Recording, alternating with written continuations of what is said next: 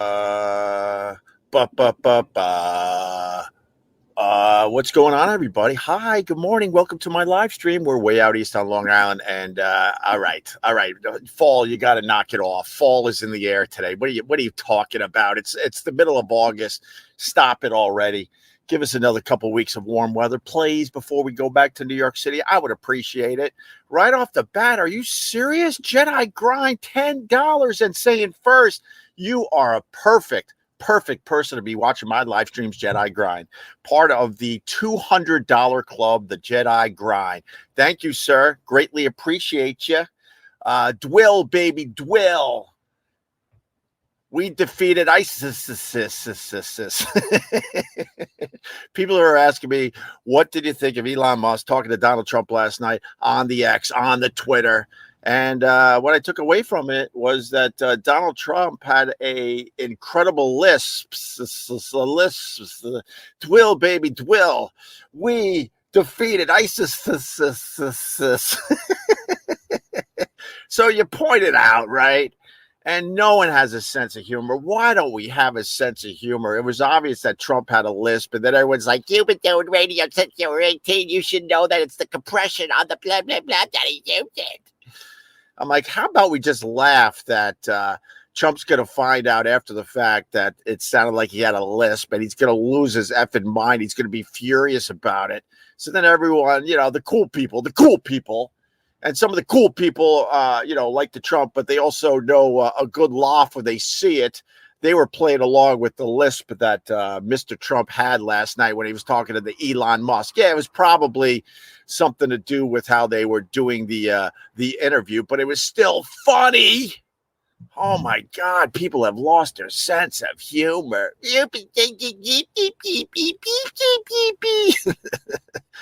The guy literally said, Dwill, baby, Dwill.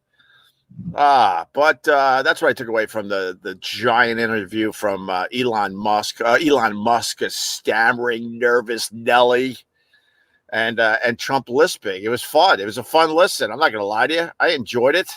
I didn't learn anything new. Nothing like that. I just try to find the silliness of all this stuff and hopefully present it to a decent size audience, make a little money so I could pay the bills and feed my family. But man, people are uptight in this day and age. With that, Jedi, thank you very much. For real. $10. Are you serious? Thank you. Thank you very much. Who else we got? We got Nick Umrican. How are you? We got Jason. Morning. Tom Taylor. He's part of the $200 club. He says, morning, Open Squad. Good morning to you. RJ Hinners. We got John Quartz. He's part of the $1 million club at this point, probably. Thank you, John. Just gave me $4.99. I appreciate that. Richie Rich. Who the man? I think you gotta give the gold medal to two people today. You got to give it to the Elon Musk, and you got to give it to the Trumpster. Got to give it to the Trumpster and his lisp. Dwill, baby, Dwill, and Elon Musk. Well,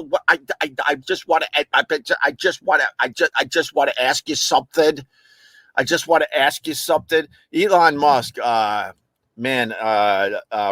Let me find the tweet. This tweet describes Elon Musk last night perfectly. There's a guy, right? His name is Deezus. He used to do a fine podcast. Deezus Nice. He tweeted, Elon giggling like he knows he's going to give it up before even looking at the appetizers. that was Elon Musk yesterday. That's funny. But if you're an Elon Musk fan, I guess you're like, that's not funny. Oh man, I don't get it. I don't understand why people lost their sense of humor. But we're all aft. We're all aft, so you might as well enjoy the ride. Find the fun in all this, please. My thought was simple. Trump's sitting there. Someone's going to have to tell him, sir, it went really well. The numbers, by the way, were ridiculous. I saw something like, I don't know, 64 million or I don't know. Elon's bragging about it all over X, so you can see it for yourself. But it was a huge success.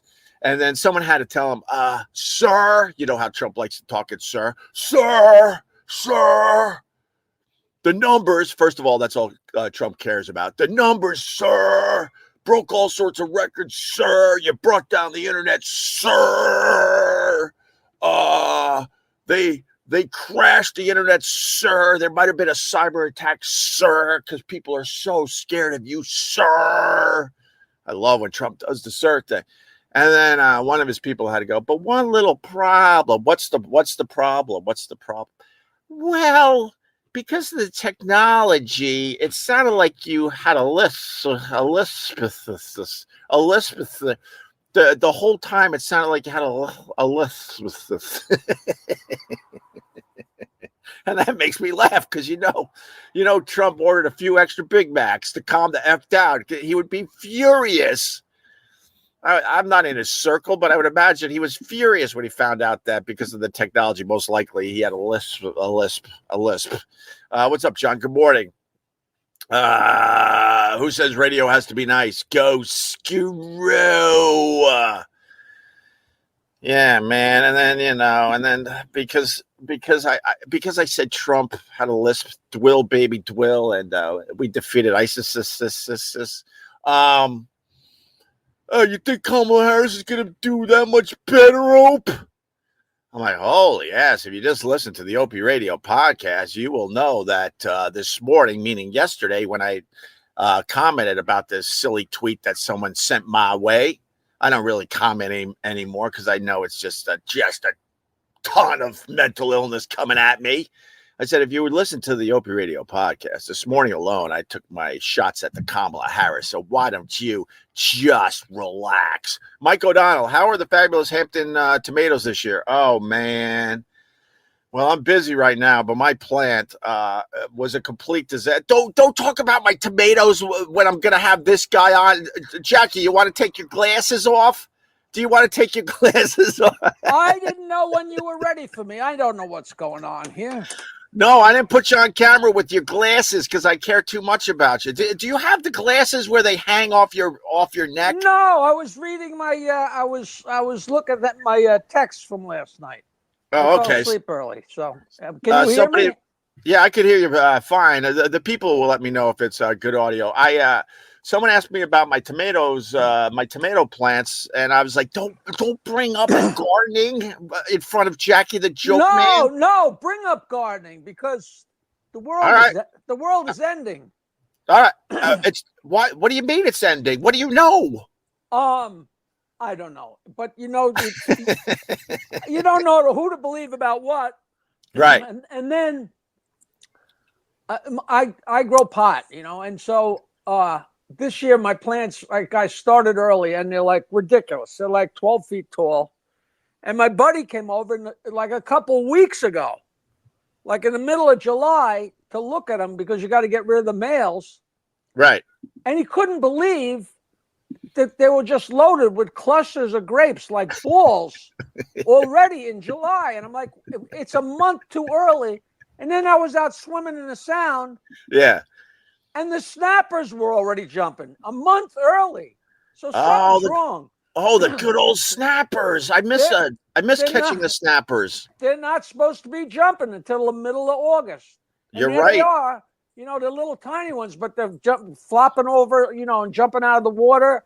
And I'm like, man, we are off kilter. So yeah, I grew up in Centerport, and there were a lot of harbors like Huntington Bay Harbor, Northport Harbor. Centerport had its own harbor, so we would get on my friend's little sailboat. His dad actually did races on the weekends. It was crazy, but we would take a little dinghy out to the boat. It would be docked in the middle of the water, how they do on Long Island, And we would fish off that sailboat and catch no less than 100 snappers. And then I made the mistake of bringing them home to my mom, and she cooked that shit up. The snappers don't taste good, and it's a pocket full of bones, basically. No, well, the thing is, when they're first catchable, like say, I don't know the timing anymore, but like mid-August, you have to eat 25 of them to have the meal. Yes. But a couple of weeks later, 3 of them is a meal because they're much bigger. That when they're much bigger, they're really tasty and they're really great. We used to cut the heads off and line the heads up, and the heads still talk after they're cut off. It's very cruel. Yeah. But it's fun, such fun catching those things. Oh, they're so much fun. I think they're baby bluefish, right? Snappers. Yeah. Yeah. And I still have the net, so you go out with the kids and you Oh, troll for the silver sides or whatever, guppies, whatever you call them. Oh, you do the net where you are? Oh yeah, and then you catch the silver sides and use them for bait, and So you know this by now, but my grandma had a beach house in Wading River. It was very similar to what you have. Well, no, your house is way nicer, but the whole vibe, I mean, is similar to what you have now. And as kids, we had the giant net, and the one guy would have to go on the deep end and scoop all the way around. And then you pull that thing out, and it was so exciting because you didn't know what the hell you were going to catch. And at Wading River, like when the tide came up, it made a little kind of like pool. So we would throw all our shit in the pool for the day, and it would be crabs, it would be snappers, it would be sea robins, jellyfish. Sometimes you come up with the net, you got 2 pieces of seaweed, and sometimes you got 300 silver sides jumping at yeah. And then you throw it in a bucket. You throw it in a bucket, and now you got bait for the next week. I hate fishing. People say, "Do you have a boat? Do you fish?" I don't. I never had a boat. I never fish. I don't like fishing, but I like catching. Yeah. And if I could throw a line out and catch a fish every time, I would do it, and doing it from the beach is just so fun and so easy for the kids, Oh, it's great. Oh, it's a lot of fun. The fishing at the ocean is not as fun as the sound. The sound, you catch so much more stuff off the shore. Here it's like hit or miss, but it's still enjoyable as all hell. My God. It's still the water. It's still the water. I was What happened to you, Jack? Jack, what happened to you? Hold on, I think he's coming back. What happened? Did you touch something? Just my penis. I was gonna say I don't know what that was. I hope it's not a new thing that I got to worry about. I'm a one-man machine. Remember back in the day when we were radio stars, Jackie? You would walk in, everything set up. You got coffee and maybe a little breakfast, and you didn't have to worry about nothing. I'm a one-man machine. Just had to sit there and drink your coffee and write a joke. Oh my God, it was heaven. It was heaven on earth. I loved it. You didn't even realize what a luxury that was because you didn't think about it. No, I wish I appreciated stuff a little bit more. I'm not gonna lie to you. Like I had Club Soda Kenny. He was my main security guy. So he would pull up to my building. I would stagger out half asleep because I woke up 10 minutes earlier. I roll into his car, and he would literally every morning, it was this thing. He goes, "Here's your coffee, GH." I had a Starbucks coffee made how I like it, and I'm just sipping it on the way to work. I didn't have to drive in. I didn't have to do nothing. Well, I had to drive in, and then I had to go and stand at the coffee maker.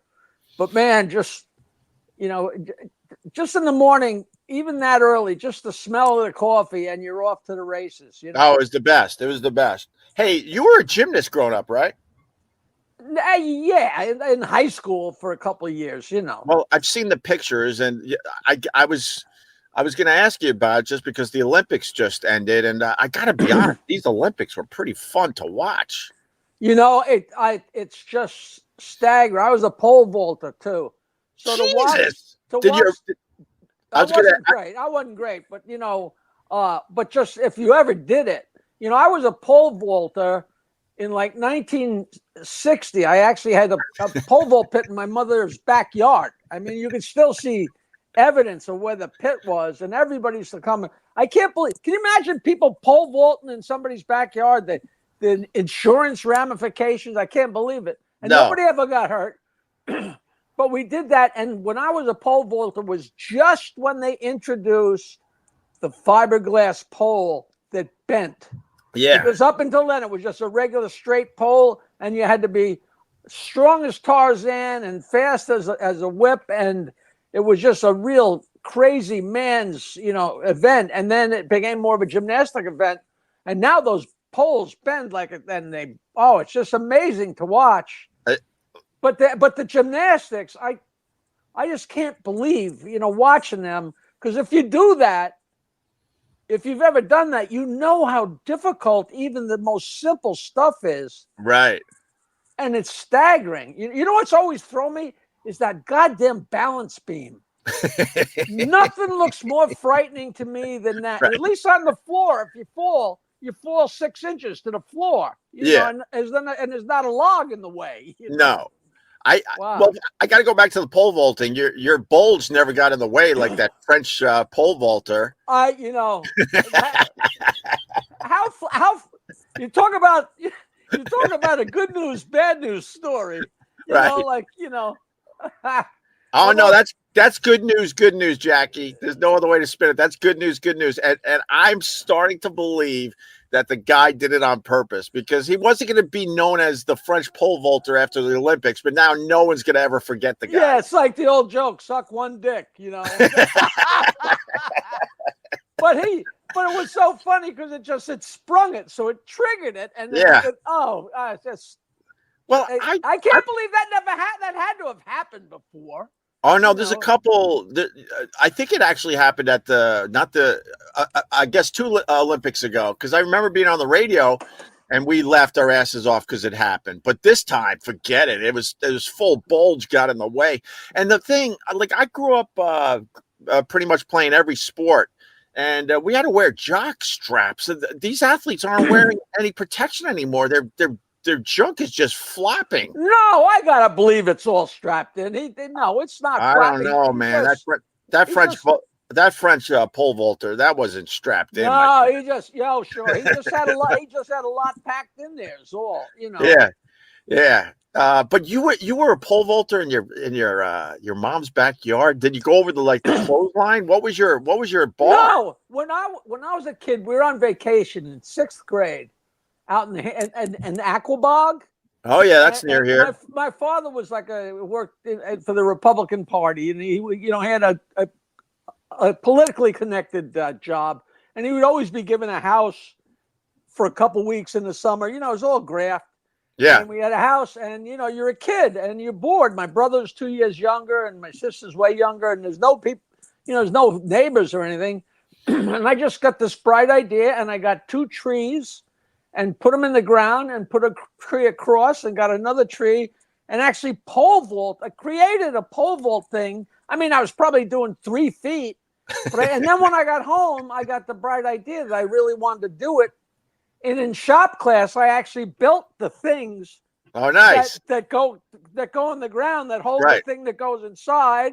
And I got the crossbar.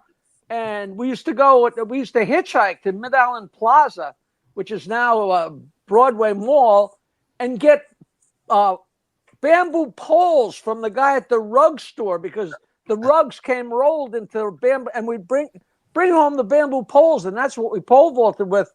I mean, it's a ridiculous story. And then it was funny because Oyster Bay and East Norwich merged right then. So East Norwich, we were part of Oyster Bay, and they used to send a bus to my little school in East Norwich just for me and another guy who was a runner and my pole vault pole. And the bus would come and bring us to Oyster Bay, and I pole vaulted. And from 7th grade to, it was great. We were terrible. We had the only 8th mile track in Nassau County. 8th mile. I mean, you run around it in 10 seconds. I mean, it was like that's terrible. And it was cinder. It was like 1920 in our track and field. But so it killed your knees. It killed your knees. Yeah. If you were running the hurdles and you fell, you're going to hospital. Right, of course. But man, I enjoyed the hell out of the Olympics. It's sad because a lot of those athletes, they don't make any money past the Olympics. Only a handful actually make money from even winning a gold medal. And then their skills, you can't do anything with those skills in the real world. They got to have it's one thing to start out as a comedian or a songwriter, and the odds are so horrible, but at least there's a potential pot of gold at the end of the rainbow. Those guys, they win a gold medal and they get to go home and put it on the wall and stare at it and scratch their balls for the rest of their lives, Well, the ugly side of this, you learn that some of these athletes fall on bad times and they sell their own gold medals. You could go online right now and see ex-athletes trying to sell their gold medals to Are make you some kidding? money. Bruce Jenner sold his dick. Did I ever tell you the story about that guy?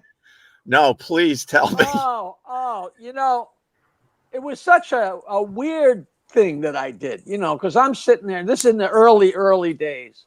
And some people knew I was writing notes for Howard. There's still people that don't know it. There's still people to this day that don't believe it. It's kind of funny. But when we first started, until the E Show came, maybe the first 4 years, I forget how long it took for the E Show to happen, where we started putting the notes on camera. I was actually writing the notes and flipping them over and putting them on the loose leaf that was open. Like, he had 2 open loose leaves with a hole in the middle so he could see Robin, his newscaster, his foil, and on the left was like a loose leaf open, and I would put the notes, and they would be right there, right next. So when he's looking at her, he's looking at the note. Yeah. And we would have guests, and if a guest came in that was of note, that there was a big deal, they didn't wait in the green room. They would come right in. And one day Gary came and said, "Hey, Howard, Dom DeLuise is here." He said, "Well, bring him right in." So right. Dom DeLuise comes in, and I'm sitting here, and he's knees to knees with me. He's right there. Okay, I'm here, and he's right there. And he sits down. We're like mid whatever between commercials, and I'm whipping the notes, and we're partying and laughing, and Dom DeLuise having the time of his life. And then we go to commercial, and he turns to me and he said, This is amazing. The setup is ridiculous." He said, "This is happening in real time. You're writing notes." And he said, "I've never seen this. Is amazing comedy." And I got all flushed. I'm like, "Wow, you're Dom DeLuise. That's, I'm going to live." Mark Twain said he could live on a good compliment for 2 months. Yeah. You know what I mean? I said, "I'm going to just glow in this." And it was really nice. And then we came back from commercial and we did more, and he's smiling, and then he's done. We said goodbye, and he was a sweet guy. The next guest, I swear this is true, is Bruce Jenner. And Bruce Jenner comes in and sits in the same seat as Dom DeLuise. And he is as dumb as a rock. I mean, and I was a decathlon fan. Me and my buddy, that was our dream. We were going to win the decathlon. We were going to pole vault. We high jumped. We were little kids. We were terrible. But Bruce Jenner sat there, and I started whipping off the notes. And Howard is just ripping into him. He's got this little thin nose. I mean, he was just a mess. He was a mess before he was a mess. Right. So he's sitting there, and we're whipping off I'm whipping off the notes, and we go to commercial. And he turns to me and he goes, What are those things you keep writing and giving to Howard? And I said, "Oh, I got to keep telling him what time it is." Right. And Bruce Jenner goes, "That's what I thought." Here's Dom DeLuise picking up on this amazing comedy we're doing. And right. Bruce Jenner is sitting in the same seat, and he had no clue. I just think that's a great story. That's an amazing story.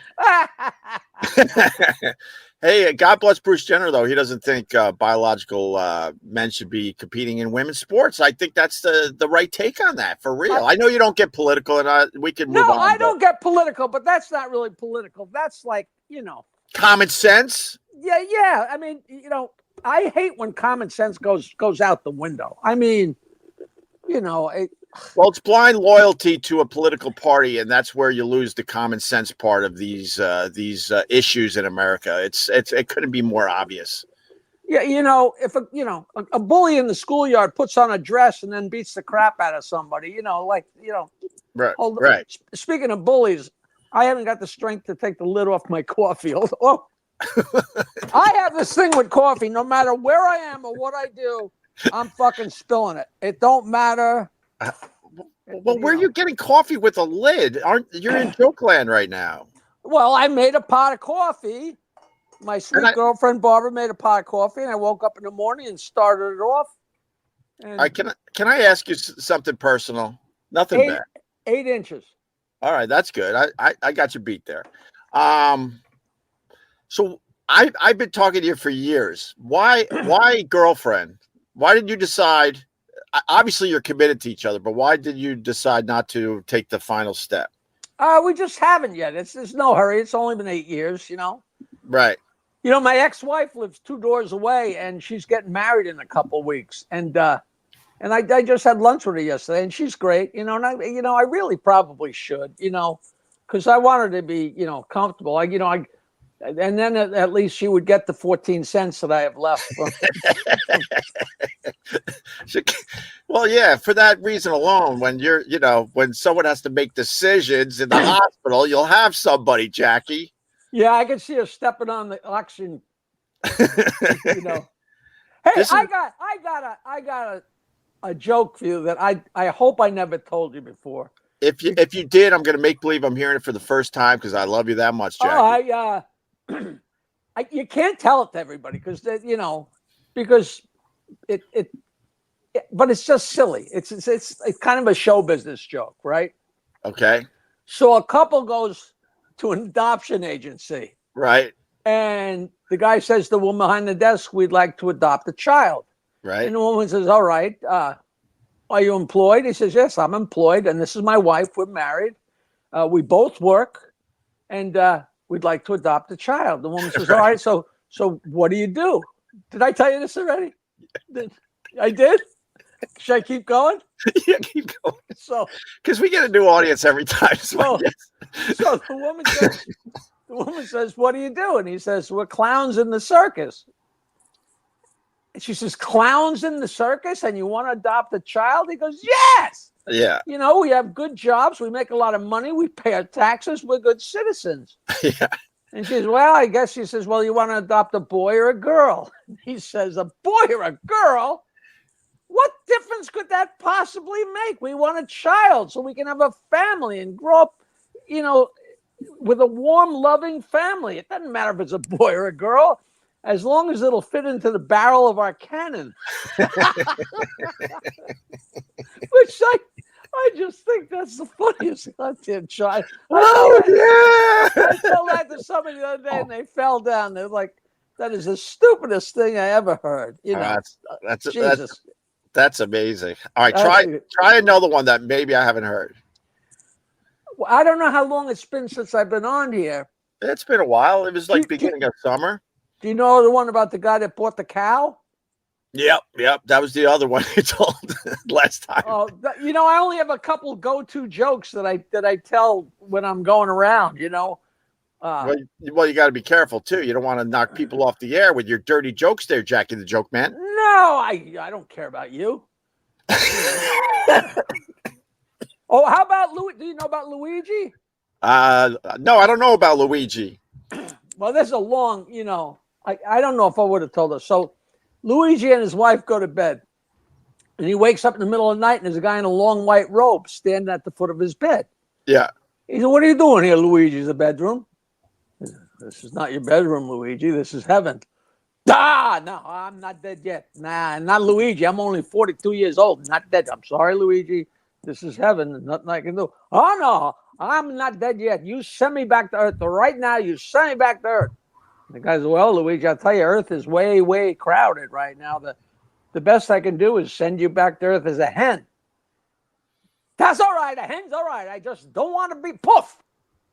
And all of a sudden, here's Luigi. And he said, "That's a nice barnyard. That's a nice wingspan. Not too bad. Some ugly feet. What are you going to do?" And a rooster comes over and says, "Who are you?" He says, "I'm Luigi. I'm the new hen here in the barnyard." The rooster says, "Oh, that's cool." And Luigi's like, "Ow! Ow! My stomach!" And the rooster says, "Luigi, just lay an egg." He says, "Lay an egg?" Luigi, "Oh, ah!" Luigi, lay an egg. Look at that. Ow! Ow! My stomach! The rooster says, "Luigi, just lay another egg." He's like, "Ah!" His wife shakes him and says, "Luigi, wake up. You shit the bed."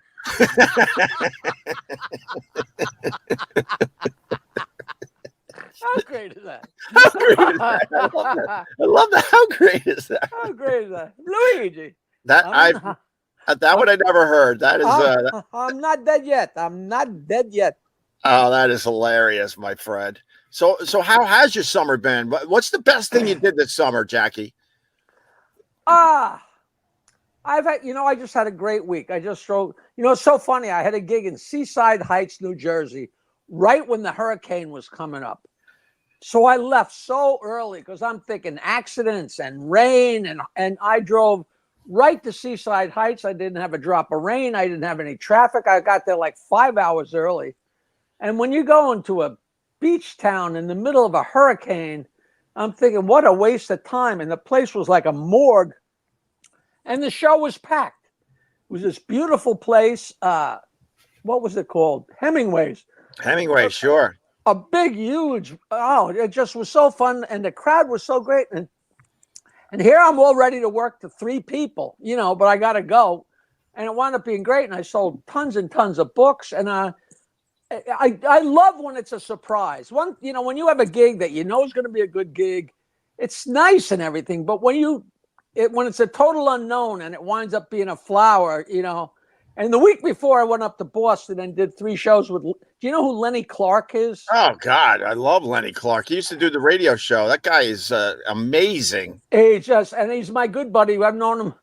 We did cocaine like 45 years ago in Tampa, and we've been best friends ever since. And wait, where did you do that? It's funny because I go up to Saugus, Massachusetts. Yeah. And work at Giggles, which is Lenny's brother's club. Mike Clark has this. Oh, sure. I met Mike a couple times. Yeah, well, he got this club Giggles. So me and Lenny Clark and Steve Sweeney, do you know that name? Sure. Oh, God. Sweeney is one of the funniest guys. I don't mean to interrupt, but when I lived in Boston, by far the funniest comedian was Steve Sweeney locally. He had all local material that would bring the house down night after night. And the only reason people don't know who Steve Sweeney is across America is because his act was so local to Boston.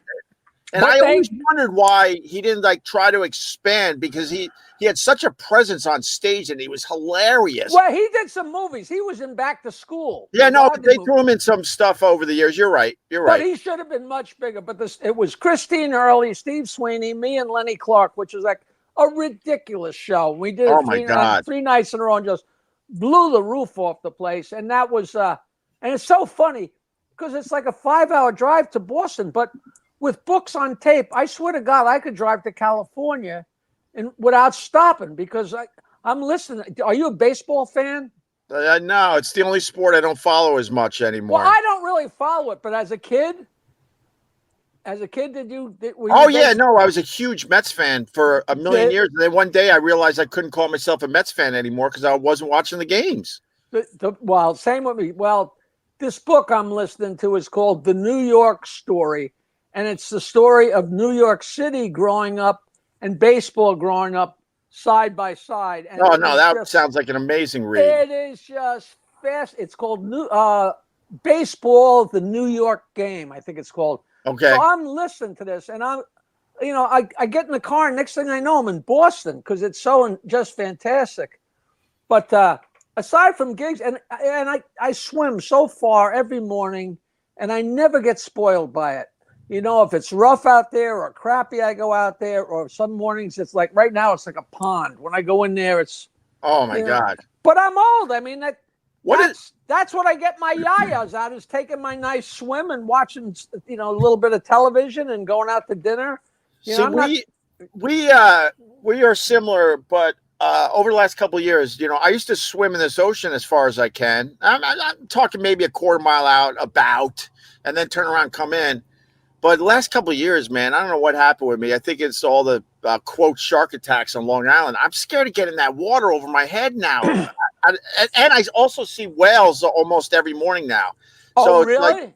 The whales came back to Long Island big time. I see them on a regular basis. It's just a matter of time before somebody says they saw a shark off of Long Island Sound, and that, but nobody's seen one yet. So, not in my area, because I know they're not supposed to be here. Right. But do they know that?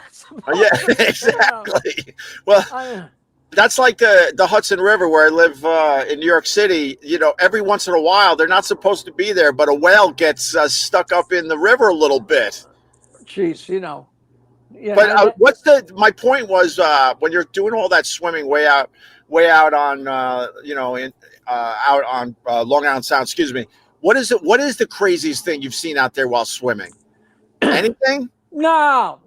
You know, I'll tell you, I used to have the float that the people called the jetty. It was very famous in the Stern era. I had a float that was actually made by Bruce Springsteen's first manager, which is so Oh wow! crazy. And I also have a lobster cooker that, you know, it's actually on the internet. I think it's called Launching the Jetty or something. They came from Jersey. This guy, Carl Tinker West, was Springsteen's first manager. He really was. He took him across country when when Springsteen was in a band called Steel Mill, and took him and introduced him to Bill Graham and all that stuff. And I used to tell the guys that, and Gary like, "Oh, you're so full of crap." There was no his manager was Mike Appel. It had nothing to do with any guy named Tinker. But then the internet came, and now if you Yeah. go on the internet, you can find out what days they rehearsed in his garage. You know, and it was great fun. But I loved looking out and seeing I built a beautiful ladder for it, and you're just in the whole sound, and just the beautiful. I'll send you a picture. I think it's actually the front page of my Facebook or something. The beautiful float with the ladder. And one morning I woke up, and Gone. there were 3 huge ships, like naval, like destroyers or something, lined up. I got the picture. Like, here's the float, and these 3 big, beautiful. I guess they were on some kind of, must have come from Kings Point or something like that. Yeah. I never saw them before and never saw them since. And here they were in the Crescent Beach here, and that was the wildest thing I ever saw out there. Right. And it was just, I never found out why they were there. Maybe they were protecting me. It was probably part of Fleet Week, and they were bored and decided, let's see what's up in the Long Island Sound. We had a float at my grandma's house in Wading River, and as a kid, when you finally got the okay from your parents to swim out to the float, it was like a big deal. And then you swam out there, and you hung out and just sat on the damn thing and dove off it, and the water was crystal clear. And then, inevitably it was late at night as the sun's going down, and you would have to swim back to shore, and you were scared because now it's dark. You don't know what the hell's in the water, man. I used to swim at night a lot. I don't really anymore because my girlfriend gets scared. But I have big yellow spotlights on my house, like one on either side on the first floor and one on either side on the second floor. Yeah. And they just look so beautiful from the water. And I used to swim out, but some nights it was so dark, I would swim to this buoy. But a big round buoy, is like white on the top and blue on the bottom. Yeah. But when it's dark, you can't see it. Right. So I'm trying to swim out there, but you never know which way the current is. So I would get out there, and all of a sudden I'd look, and the buoy would be 100 feet that way or 100 feet the other way, or else sometimes I would swim and bump into it. It was like a that would challenge. Creep me out. That would creep me out if I bumped into it at night. It would freak you out like crazy. It was great fun. Yeah, and the raft or the float at my grandma's house, sometimes you wake up in the morning, the damn thing would be gone. Yeah. And because of a storm or something, and then I was just a kid. My uncles would have to go fetch the float and bring it back. That was the raft or whatever. A very famous story from the Stern Show from 40 years ago. The first float I had, we had the nor'easter in 1992, which was devastating, and my entire our basement filled with water to the top step, and we lost so much. It was just so heartbreaking. But a dock slip washed up on the beach. Like if you walk down the dock and then go out on a boat, between the boats, you walk out on the, like it's about 4 or 5 feet by 20 feet, those pieces of wood, like a dock slip. And one had washed up. So I said, all right, I got to get something out of this storm. So I got the thing and painted it and put a ladder on it, and we'd swim out to it, and everybody loved it, and it would flip over, and it was so dangerous. But the guys that come out from the show, and they broke my balls about my piece of wood. Oh, Jackie's stupid piece of wood. And I used to go down there once in a while just to look at it, for what shits and grins. And one day I went down there, and it wasn't there. What had happened was the sound had frozen, and that Oh my very God. rarely happens. The sound had frozen, and when it started to melt, the ice went out. And when the ice went out, the float was trapped in the ice, and it had a anchor on it and everything. But that doesn't matter to a huge like iceberg. Of So when course. the float went out, but it was like a float, but the ladder stuck up, right? So the float's missing, and I came in, and I'm sure they don't. I'm sure they get rid of this because this is way too much Jackie. But I said, Howard, I need the microphone. You got to give me the microphone. And he said, why? I said, you'll see. And let me have the microphone. I said, listen, if you're in the Bayville area, if a float floats up with a ladder on it, just please call me and contact me, and I'll come get it, because I really love the thing. And it went away in the storm. And they made fun of me like, what a jerk, you stupid, worthless thing, blah, blah, blah, blah. Opie, it was not 10 minutes later. Gary comes in and says, hey, Howard, Nassau County Police is on the phone. They got Jackie's float. What happened was the thing went out to sea, but it's the winter, and there's nothing else on the sound. So they, with their eyeglass, they looked and they see the little ladder sticking up.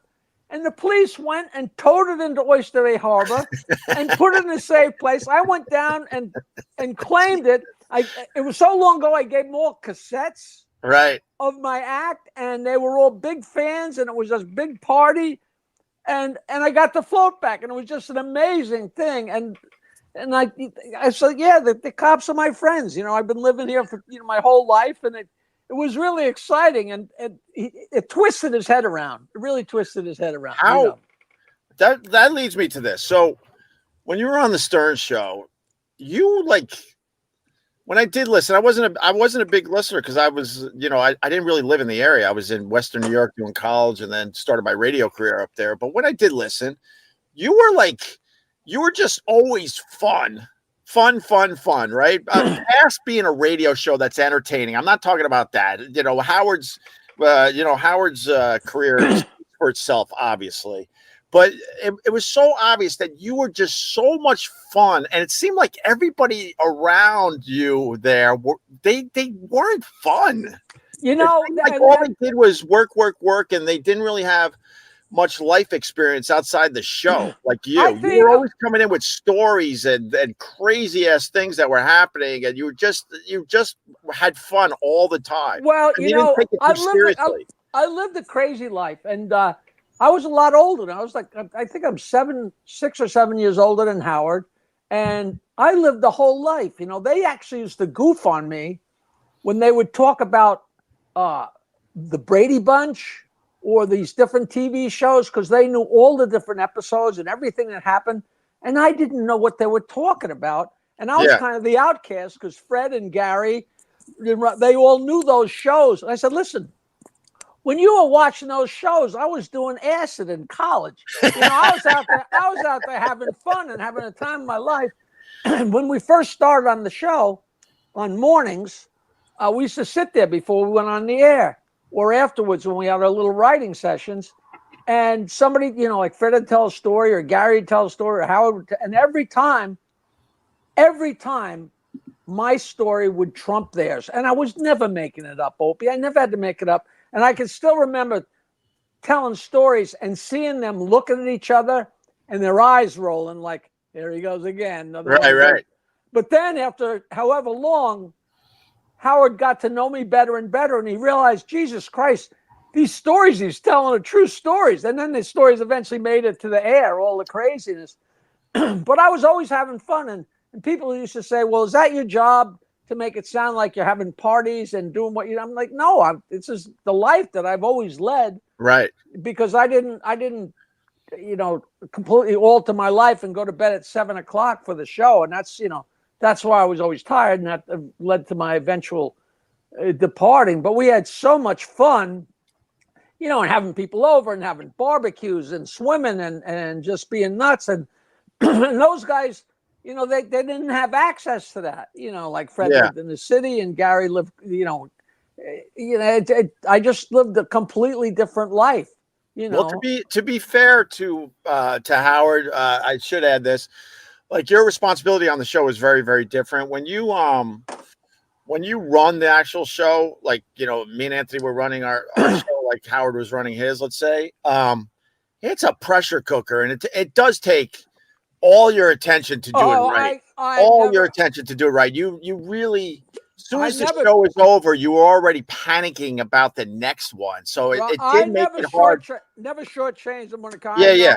I know how crazy and and people used to say, because the show is supposed to be over at 10 and the show would go to 10:30 or 11. And I remember getting interviewed and people would say, how the hell does he talk for over 4 hours a day? And I said, the trick is not for him to talk for 4 hours. Yeah. The trick is trying to get him to shut the hell up so we could go home. He just would not stop, I get it. And then you come home and you're a dud. Like I didn't talk when I came home. I was done talking, man, for the day.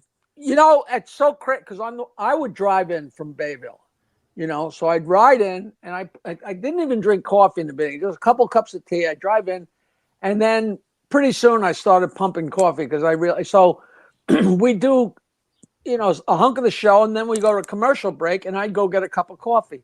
And I'd have a cup of coffee between almost every commercial break. So I was packed. I was caffeined up, and I was zooming, and we're laughing, and we're going crazy. But then you get in the car, and by the time I got home, I was ready to bite somebody's head off. Between not having any sleep and crashing from the caffeine, it was like I was a monster, and you don't mean to be, but you just shot, and that was my problem. I would never take a nap. The computer thing came, and all of a sudden you're bleary-eyed, but you're learning on the computer back in the days when you had to program all the pages. It was so much fun, and then you go to sleep bleary-eyed and wake up at 4:30 the next day and start over. It's like, holy Christ, shoot me. The coffee thing, it just went with morning radio especially, but I started drinking my face off coffee-wise when I was doing nights at BAB. And then do you remember they came out with caffeinated water? I never drank it, but I remember they come out with everything, So I was a lot younger, obviously, and the coffee wasn't doing the trick anymore. So I would make coffee with the caffeinated water. It was a caffeine bomb. Is that still around? Didn't they outlaw it for some reason? It was probably deemed illegal or something. I haven't seen caffeinated water in a long time, but I got the bright idea. Why drink the caffeinated water when you could use the caffeinated water to actually make coffee? Yeah, that's like the old whatever the drinks were called when you would put a shot of whiskey on top of a beer and chug the whole thing. Yeah, sure. When you'd have a glass of scotch or bourbon and pour a little liqueur on top of it. Right. Yeah, Alabama Slammer. When you're young, you feel like you're untouchable, and then you get older, and there are mornings I wake up sometimes and I think about an old memory. I'm like, oh my God, you took some crazy ass chance with that. Shit! Forget about doing crazy stuff. I think back about getting up in the morning and then coming home and editing a CD and then going out and doing a gig.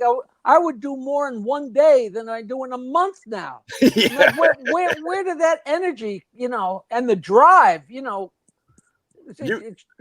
I got to ask you about the acid. I don't think we ever talked about. So how did you do acid a lot when you were young? No. Just here and there? Maybe a dozen times, but that might be, I don't know how many times. I know I much preferred mescaline because it was a lot gentler. But I probably a dozen times. But acid was such a weird drug because I remember every time I took acid, for the first 3/4 of the trip, I was like, I'm going to do this every day of my life. This is spectacular. There's nothing like, and that by the end of the trip, I'll do it. Just let me down, and I will never touch this stuff again. I promise. Because wow. And then for just like doing speed, like I would take a lot of speed when we did band jobs, to play Friday afternoon, then take some speed and do Friday night, and then take a handful more and do Saturday night. But I couldn't even talk to anybody until Wednesday because the crash from the speed, you'd just be a monster, and it destroyed you. You go in to take a dump, and it's like razor blades. I remember me and the drummer band, on like a Saturday night before a gig. We're in stalls next to each other in the bathroom, and we're screaming because it hurt so much. I remember going, Nick, is it worth it? And he'd go, yeah, it's worth it. It was so hysterical. What? Oh God. One, give me one crazy like thought that you had when you were on acid, if you can remember. One of the most visual things that ever happened to me, I'll never forget, was I had a weird little bathroom in my first off-campus house, and it was a filthy little hole that we rented. And me and the Polish organ player in my band and my friend Red, and we actually had a little sign that said "Side Saddle Shitter," because it was so close to the sink that you actually had to sit sideways to go to the bathroom. But there was this little sink, and of course it was filthy. And so there was all little drops, like, stains from the water stains, all little drops.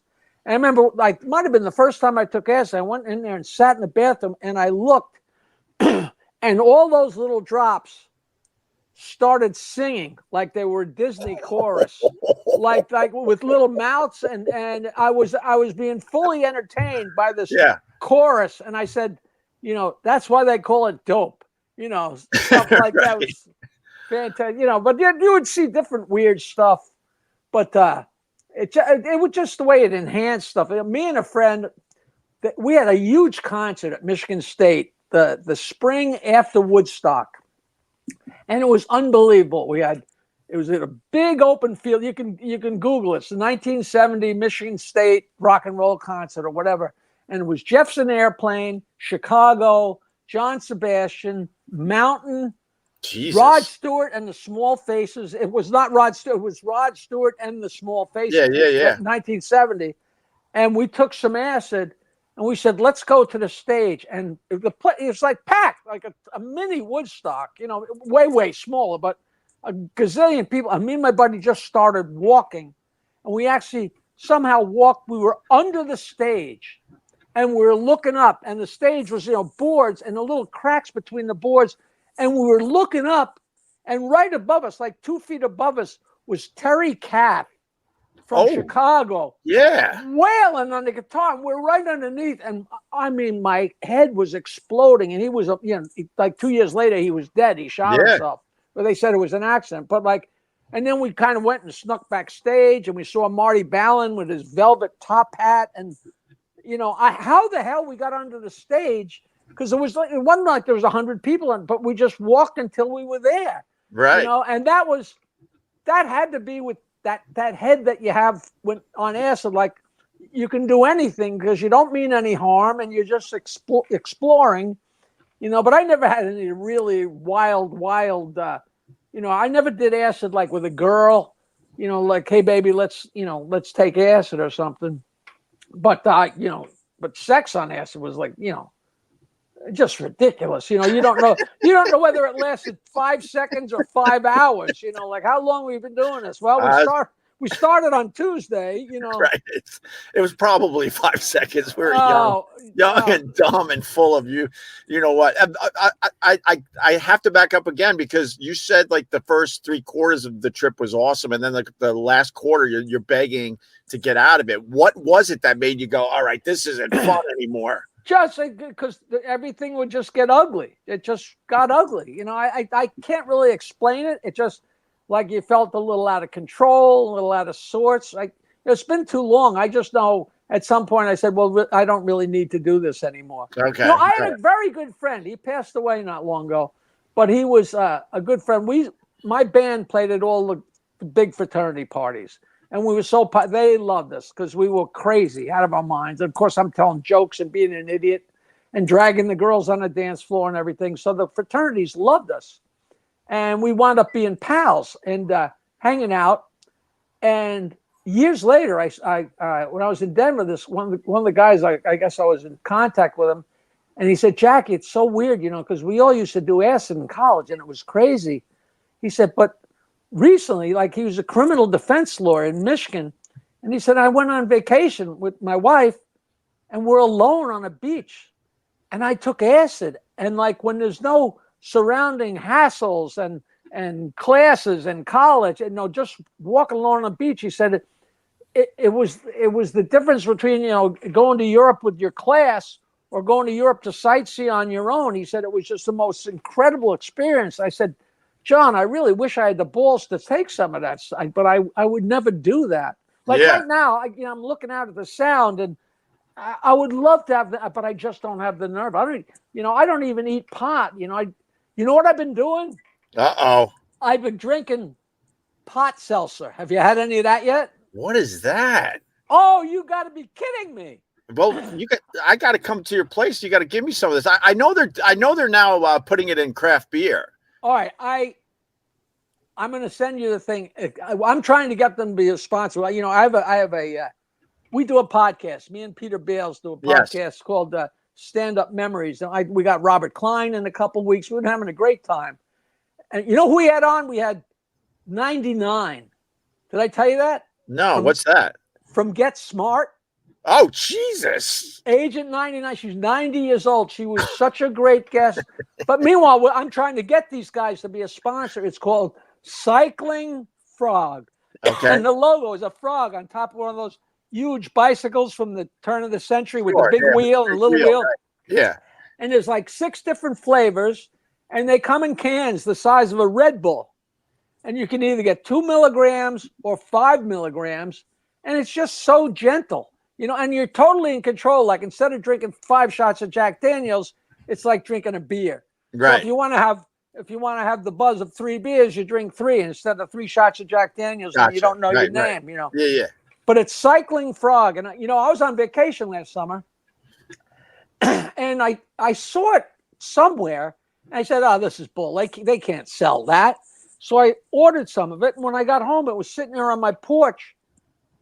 And you drink one, and it's funny because if you drink it on the beach, it's already a beautiful day. And the sun's out, and you're swimming. So what's not to love? But all of a sudden, it's even nicer. You'll love the stuff. And no hangover, no nothing. I got it. So it's called Cycling Frog. All right, I got to see. And that's the website, cyclingfrog.com. Right. We have a beer distributor out here. I doubt they have that, unfortunately, because I think there's some little loophole that you can't sell it or whatever. But my brother-in-law is into the mushrooms, and he gave me a chocolate bar Easter Sunday. And I've just been staring at it for the last 3 months. I don't know, man. I've had a chocolate bar in my freezer for 6 years. I'm afraid of it. Yes. I'm afraid of it. You get older and you're supposed to have a little square. And I know it's chocolate. I'm going to eat the goddamn thing. You know? Somebody sent me some gummies, and I still haven't taken one because these seltzers are 5 milligrams. But they sent me these gummies, and each little square is 25 milligrams. Yeah. So but once people start taking them, I eat 5 of them. I'm like, if I just sucked on one for a second, I'd be shot. They're nuts. My favorite edible story. So my buddy down the beach, he's like, "Oh, this is nothing. You can even take 2 squares, right?" So I take the 2 squares because it's light. It's really easy. And the Bills were in the playoffs. I love my football. I love my Buffalo Bills. I'm watching this game. The game felt like it took 2 days. And as I'm watching the game, I got the thought that I could actually paint. I'm not a painter. I've painted, but I'm not a painter. But I was convinced that I could paint what I was seeing on the TV. The game was moving, but in my stupid head, it was in freeze frame just enough where I'm like, I think I could paint that. That's why they call it dope, Yeah, exactly. The greatest thing we did. One point, I don't know where, I think we had some hash, whatever it was, and I ground it up very small. And I had it in my buddy's kitchen behind the curtain.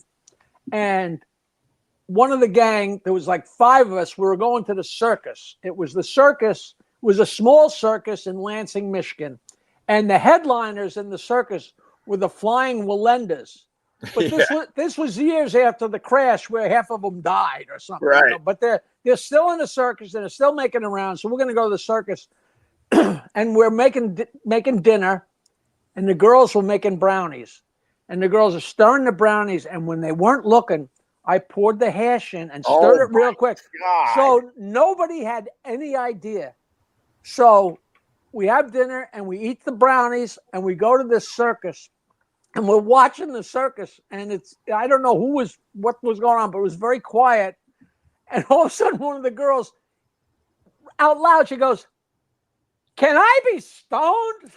So she just said out loud, and I started laughing like, "You son of a bitch." I said, "Yeah, I fired it up a little bit, and it was like, and that's not a nice thing to do is to get people. I was going to say, did you learn it from Bill Cosby? Yeah, no, and I never did that again ever in any way, Right. But that was just in fun, and it was great. It was great. And these Wallendas, I could still remember, Opie, the guy's up there, and he did he faked like he was almost falling. Yeah. And of course, the crowd is crapping their pants because they know half of them are dead already, Yeah. Yeah. There's no business like show business, Fantastic. Unbelievable. All right, listen, we got to go. You got some gigs. You're going to be at, I think, on Fire Island, right? Yeah, it's a great story. The guy I do my podcast with, Peter Bales, he's such a good guy.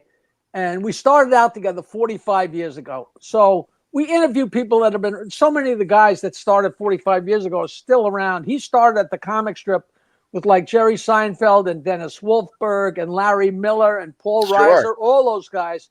And we have such a good time. But he teaches a class. It's called Stand Up University. And he's been doing it at the brokerage in Belmar for 30 years. Oh, my God. For 30 years, he's had Stand Up University. And one of the guys that graduated 20 years ago, him and his friends bought a hotel bar on Fire Island called the Castaways. And he's hired me and Bales to come do a show just so he can. And he graduated from Bales' thing. I think he took it you could take it more than once. I think he took it a couple times. His name is Evan Brett. Okay. And he bought a hotel with a showroom, and he hired us so he can host the show. And that's awesome. I mean, it's like buying the Yankees so you can play shortstop. Yeah. So we're doing that on Wednesday, the 21st. I think that's a week from Wednesday, and I'm looking forward to it. I've only been to Fire Island a few times, but it's so nice there. It's so great, It's peaceful, right? Yeah, it's an Ocean Beach, which is I have never been there, but they say it's the happening place. We used to go there once in a while to what the hell was the name of it? I forget the name of the little town, but it was Watch Hill. Just getting on the Sands. I don't know that. I honestly don't know that area that well, but once you're on the ferry, it's like any ferry, like going to Connecticut or going to wherever. Yeah, it's just so great, nothing like a ferry ride, Well, that's how I feel out here. There's a bridge you cross, and that's it. And then you don't even feel like you're on Long Island. You feel like you're far from everything. I love it. It's just a trip. So all right, Jackie. So go ahead and also I'm still doing cameo.com. Okay. And making money and making people happy with that. Cameo.com/Jackie Martling. I only charge $75, so I get booked for a lot of them. Do you do those? They stopped asking me, and my stars dropped a bit, so my Cameo would be like $5 at this point. I should have taken advantage when I still had a little oomph, and they were up my butt, and I just didn't want to do it. I don't know, but now they're not asking anymore. Yeah, I walk along going, does anybody remember who I am? Yeah, it's so funny because sometimes you hit a pocket where everybody knows who you are, right? And then you go days, But it didn't make sense around here because people know me for 75 years. So I think like him again, So. The only people that turn their heads are the people that are new to town or to come to, and then you walk into a local restaurant and they do a double take, Yeah. Or else they'll say, it can't be you because you couldn't possibly be that old. All right, I know you got to go. Listen, I love doing this. I'll do this anytime. Yeah, we'll do it in a couple weeks, man. Let's keep going with this. It's fun. I love the old stories. I love, man. You're the best, Jackie. Well, I'm working everywhere. So if anybody ever wants to see where I'm working, go to jokeland.com. All my gigs are on there, jokeland.com. And I got to come up with some new jokes for you next time. Jeez, Well, how about you leave us with one? And also, the next time you're on, we're going to take another tour of Jokeland behind you. We've done it in the past, but I think it's time to do another tour of Jokeland. Did I ever take you up on the deck? Yeah, man, I love it. Or you should set up on the deck. I take you on the deck in the podcast. I've just been on your top deck. We've taken pictures up there. It's a beautiful spot. Yeah, that's the last shot in my documentary. My documentary finally made it to Amazon Prime, right? Finally. And it's a great documentary. You really get to know who Jackie is, through and through. You only got a little taste of the Jackie on the Howard Stern show because Howard didn't really want to put you under the spotlight too much. And you learn that this Jackie, the joke man, had a hell of a career, a hell of a life, and he's continuing. It was a lot more. It was a lot more of a fun life than a big career. It really wasn't much of a career, but the most fun things are the missed opportunities. We'll go into that next time. Sounds good, buddy. So let me think about. I'm trying to think jokes that I might not have told you. Tell any joke that pops in your head. It's all new, and we get new people all the time. Do you know the joke about the guy who gets a job working at the morgue? No. Oh no! Here we go. So a guy gets a job working in the morgue, and he comes upstairs the first day. He says, "Boss, you got to come downstairs. By God, there's a problem with Mrs. Magruder. There's a jumbo shrimp sticking right out of her snatch." And the boss says, "You're crazy. I'm telling you, boss, Mrs. Magruder's got a jumbo shrimp and it's sticking right out of her snatch." So the boss goes downstairs and he pulls back the sheet and he says, "You jerk, that's not a shrimp. That's her clit." And he says, "Well, it tasted like shrimp."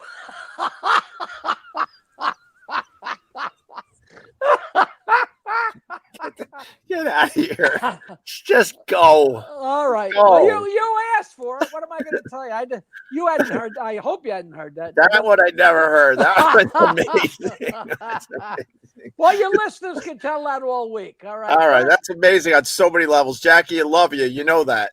All right. Same here. And I'll talk to you. Just text me anytime. I'm always ready. We'll do it another week or two. All let right, this one breathe and we'll do it again. Thanks, Groovy. Jackie. All right, man. Bye-bye. All right, bye. There he goes, Jackie the joke man. I gotta go. Bye. Have a good day.